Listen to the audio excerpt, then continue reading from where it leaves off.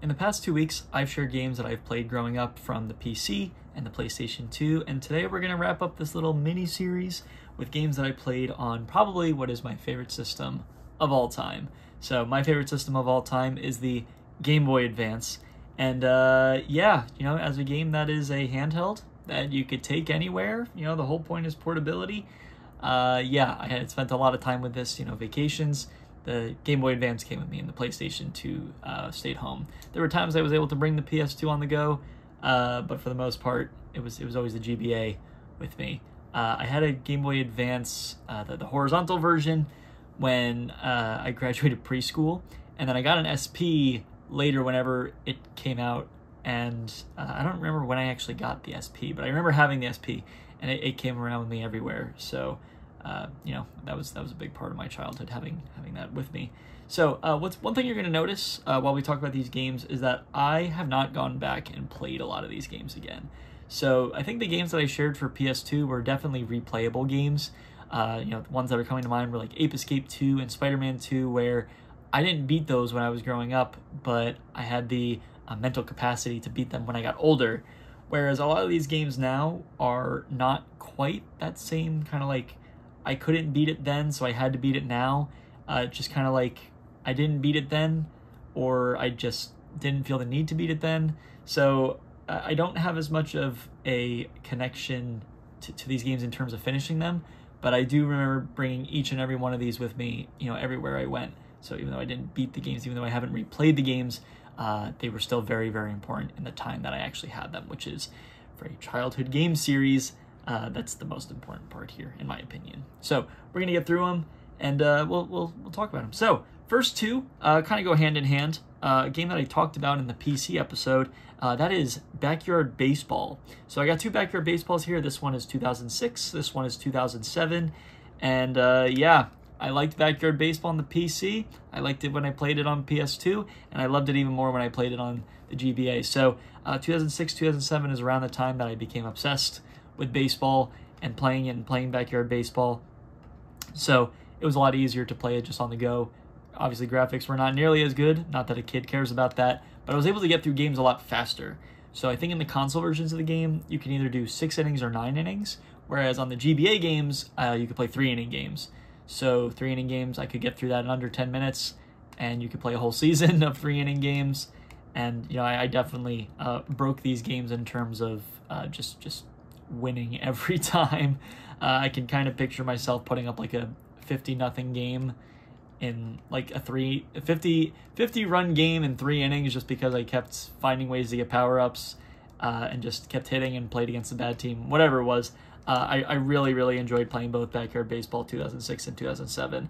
They're basically the same game with like slightly different rosters, and I don't remember which one I spent more time with, but I know for a fact I spent a lot of time with both. So Backyard Baseball, to come full circle from the PC episode, definitely a game series I really love and was able to enjoy both on the console or on PC and on the go. The next one is also another really great example of my obsession with monkeys and thinking that monkeys are funny and thinking bananas are funny, and that's Donkey Kong Country. So my mom says she remembers when she went to go get this game, however much it was, I don't remember what it was, but she was like, it was a really expensive game, and you opened it and it came out just this tiny little cartridge, which speaks volumes to what Nintendo was able to do with tiny little cartridges at the time. And yeah, Donkey Kong Country was originally released on the Super Nintendo and then was ported to the Game Boy Advance, and it's basically the Super Nintendo game. I think there's some added levels, some maybe extra content, obviously some polish, and I played a lot with this game. And one thing I definitely do remember is I never beat the game by myself, but one of my cousins loved this game, so I would bring it up with me when we went to go see that part of the family, and I would get as far as I could, and then she would just take the reins and then beat King K. Rool at the very end. I ended up finally beating this game at some point when I got older. I might have even beat it when I was around that age too. And yeah, really, really love Donkey Kong. This is definitely where the Donkey Kong craze started. Probably where the monkey craze started, maybe with Ape Escape 2. A combination of Ape Escape 2 and Donkey Kong Country. I could see monkeys at home on the console, and I could see monkeys on the go on the GBA. So yeah, definitely love Donkey Kong Country. And And I also, not recently, post-pandemic, but I did also beat the Super Nintendo version in its original form. So that was cool for me to play exactly where the game came from. So Donkey Kong Country, it's definitely where it's at. So the next one is a good example of just kind of the weird things I had when I was growing up. PS2, you could kind of picture like, oh, parent thinks this game is good for their child, and my parents got it right almost every single time when it came to PS2 games. The only one that I can think missed was like Spider-Man 1. And this is a good example of just like, oh, he will probably like that. And I did, but it's kind of a weird one. It's Pac-Man Collection. So Pac-Man Collection is believe it or not, a collection of Pac-Man games through the years, different types of levels. I think it's different Pac-Man games. So I'm drawing a blank as to which Pac-Man games are on here because I didn't do any research for this video. But you can play the original Pac-Man. You can play versions of the original Pac-Man with like different graphics, maybe slightly different mechanics. There's one that I'm drawing a blank on, but it was also released on the NES, a version of Pac-Man that's kind of like diagonal, like it's not this like top-down, like you're kind of watching it from an angle. I want to get that version of Pac-Man, but I remember playing it here and just all these different weird Pac-Mans that even though it is basic Pac-Man, it all looked weird. So I think the main, it's not a story mode, but like the main mode is that you would play one level in basic Pac-Man, and then the next level it's a different version of it. Third level is a different version of it, and so on. And I'd probably play through this a couple times. You know, when you're 6, 7, 8 years old, very easy to stay entertained with a game like Pac-Man. So that's where, you know, not that I love Pac-Man, but I definitely remember playing this one over and over again just because of how various and how much variety it had for just a Pac-Man collection back then. So Pac-Man Collection, kind of funny, but it's a good one. Next one is a game I talked about not that long ago, and I think the last Months in Review that came out. Basically, I had this game growing up, and it was kind of a funny coincidence that I ended up finding a lot of complete in box Pixar games on the GBA, and then a friend that went to Japan also brought me a Japanese version of the game, and that's Monsters, Inc. So Monsters, Inc. is a great movie to begin with. I had this game growing up. Never finished it just because I didn't really know where to go. Most of these, I did not know where to go. I think I was actually younger when I had the GBA. I don't remember, if I'm being completely honest. I just remember how I got my first GBA at a preschool graduation. But had this game, didn't know what I was doing. I would like to play through it again at some point, now that I know it's just basic, like, go find the puzzle piece in the level. But yeah, had to talk about this one again because I spent a lot of time with this, even though I didn't get very far. But, you know, Monsters, Inc., who doesn't love Disney? Next one is probably the most, not most influential game, but, I mean, you'll know exactly what I mean when it pops up. Pokemon Fire Red. So, I am a huge Pokemon fan now. I talked about it in the PS2 episode, how I was a Pokemon fan, but I was a bigger Yu-Gi-Oh fan when I was growing up. But that's not at all to say anything against Pokemon Fire Red, because this was my first Pokemon game. I am a Gen 1er. I'm not a crazy Gen 1er. I do like Gen 2. I also like Gen 4. I don't really like Gen 3. That's when I was growing up, but you know, playing through Kanto was just it. I didn't ever finish it when I was growing up, but I have played through Fire Red many times as an adult. I've played this game. I have completed the Pokedex in every Generation 3 game, so all 5 of my cartridges have complete Pokedexes. That was a lot of work. That was an entire summer's worth of work. But yeah, Pokemon Fire Red is definitely where it all started for me in terms of the games. When I was younger than getting Fire Red, I definitely saw people play the Pokemon games on original Game Boy, like the original Pokemon Red, but I never had it. I didn't get a Pokemon game until this one, and I very distinctly remember I was going to a Cub Scout event. We were going Cub Scout bowling, like that was the event for the month, and my dad and I were in Target, and I was like, Dad, I have a Target gift card at home, but I see this on the shelf. It's only $20. Can you get it for me? And he got it for me. I played the heck out of it, even though I couldn't get very far. You know, small kids don't always figure out the Pokemon puzzles. But yeah, the fact that I could get Pokemon Fire Red for $20, brand new back in the day, is crazy, considering now it's like a $100 game, which is very sad. What's even sadder is when I went from getting a DS to a DSi in a couple of years after having this, I ended up selling all my GBA games because the DSi doesn't have a GBA slot, and I think I sold Pokemon Fire Red to GameStop for $10. That was a mistake. Thankfully, I got this one for a way better price than the $100 it is now, pre-Pokemon collecting boom. But yeah, if I wanted to know where the gaming Pokemon habit started, 100% with Fire Red. So great game to have in this video, but definitely not the most influential one in terms of how much I played my GBA. But we're gonna get there. We're gonna get there. It's the last game. It's the last game. So the next one is kind of a weird one because I have never played another game in this series ever, and that's actually kind of true for the next 3 games.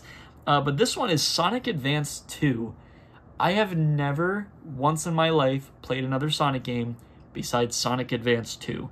Sonic Advance 2 is just plain 2D Sonic on the GBA. There's 3 Sonic Advances, Sonic Advance 1, 2, and 3, all on GBA.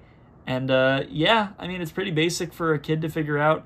The puzzles weren't that hard, and I think this is probably one of the first games I ever beat. So I remember beating it in some summer. I was on my way down to the beach, and I had one friend who also had watched me play this game. Like, you know, you go to each other's houses, you're each playing your Game Boys, and he kind of followed along with me playing Sonic 2, and I finally beat the game on the ride down.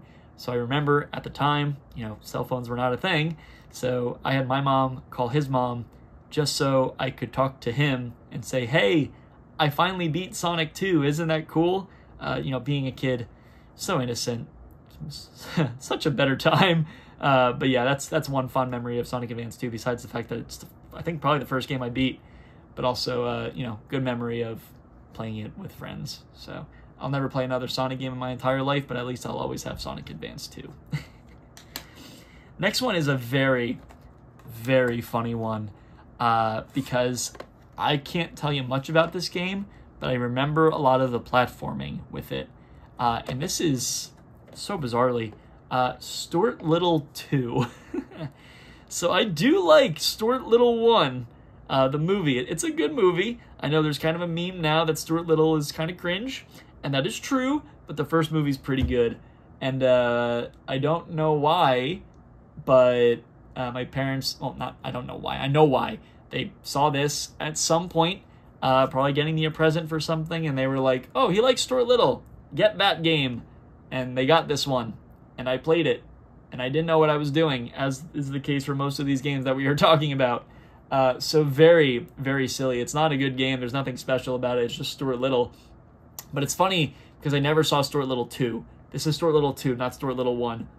I only know Stuart Little 1. So that's kind of funny. But yeah, just a weird game that I remember playing on the go.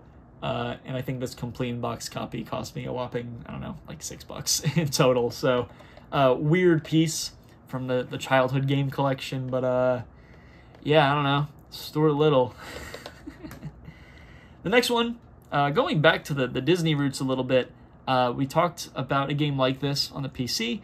This is Tarzan Return to the Jungle, and it is a Tarzan platformer. A little more difficult than the Tarzan Activity Center that we looked at in the PC episode, and I remember getting kind of far in this game, but I remember getting to one specific level that was like, if I'm picturing it correctly, you're like on a minecart through like a very fiery area, and I just couldn't get through because I didn't know what I was doing.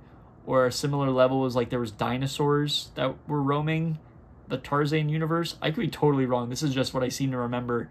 And I could never get past that one specific part, so I would consistently get frustrated as a kid.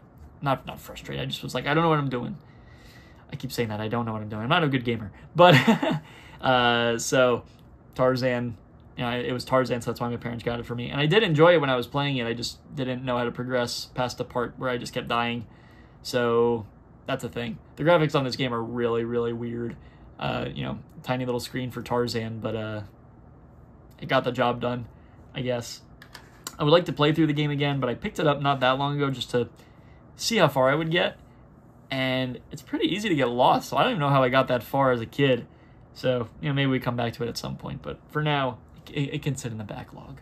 So we are approaching near the end, but the next two games are ones that you would very much expect a new gamer to have in one form or another.